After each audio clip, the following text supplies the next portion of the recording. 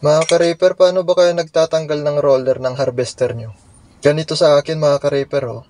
Ginawan ko siya ng impact puller. Hinihigpitan ko muna yung mga tornilyo ng ginawa kong impact puller. Pag mahigpit na, tsaka ko siya minamaso ng ganito, oh. Hila-hila lang mga ka-reaper. Sa una maganda, enjoy pa. Pero habang tumatagal, nakakangawit din pala. First time ko kasi magtanggal ng roller nito mga ka-reaper.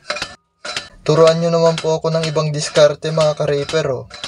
Baka may alam kayong mas madaling paraan, paki-comment naman mga ka-reaper. Ang tagal na kasing hindi nababaklas to. Kinalawang na, gawa ng nakapasok na kasi yung putik sa loob ng roller mga ka-reaper. Parang madali lang pag tinitignan pero hingal na ako dyan.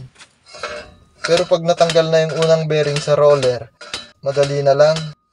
Kahit isang kamay na lang yung gagamitin, mapapausad na.